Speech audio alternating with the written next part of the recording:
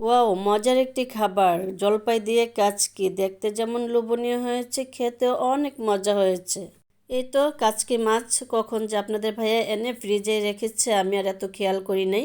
তো নামিয়ে দেখি অনেকটাই নরম হয়ে গেছিলো, তো রান্না করব কিনা ভাবতেছিলাম। তো আমি এগুলোকে ভালো করে বেছে ধুয়ে পরিষ্কার করে নিয়েছি। আর এখানে নিয়ে নিয়েছি আমি 3টা দেশি আলু আর সামান্য একটু বেগুন, 2টা পেঁয়াজ, কিছু কাঁচামরিচ আর 4-5টা রসুনের কোয়া।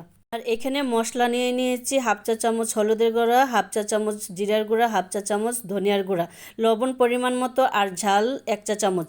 আর যে যেরকম মশলা খান বা ঝাল খান সেরকমই অ্যাড করবেন। আর এখানে আমি সরিষার তেল দিয়ে দিয়েছি, দিয়ে এটাকে একটু ম্যারিনেট করে নিব।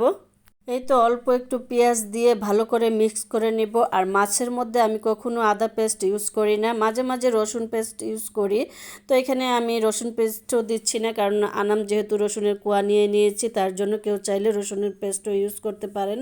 আর এখানে আমি একটা প্যান বসিয়ে দিয়েছি, দিয়ে একটা তেজপাতা, 3টা শুকনো মরিচ দিয়ে দিয়েছি, দিয়ে একটু নাড়াচাড়া দিয়ে রসুনগুলো দিয়ে দিয়েছি। তারপর একটু নাড়াচাড়া দিয়ে পেঁয়াজগুলো দিয়ে দিয়েছি। এই তো পেঁয়াজের কালারটা একটু চেঞ্জ হওয়ার সাথে সাথে আমি আলুগুলো দিয়ে দিব, দিয়ে একটু সামান্য লবণ আর হলুদ দিব, দিয়ে কাঁচামরিচ আর বেগুনগুলো দিয়ে দিব, দিয়ে ভালো করে সবগুলো মিক্স করে নিব। তো এইভাবে করে কিছুক্ষণ ভেজে নিব। তারপরে আমি উপর দিয়ে মাছগুলো দিয়ে দিব, সুন্দর করে দিয়ে ঢাকনা দিয়ে ঢেকে দিব কিছুক্ষণের জন্য।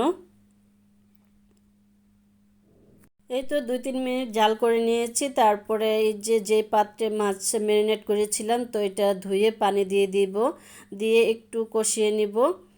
আর এতে দিয়ে দিব জলপাইগুলো, দিয়ে ভালো করে নাড়াচাড়া দিয়ে আরও 1 মিনিট জাল করে নিব। তারপরে দিয়ে দিব ঝোলের পানি।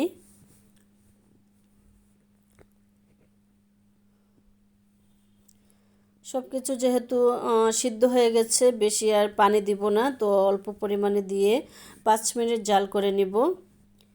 এই তো হয়ে গেছে আমার মজাদার জলপাই দিয়ে কাচকি মাছ।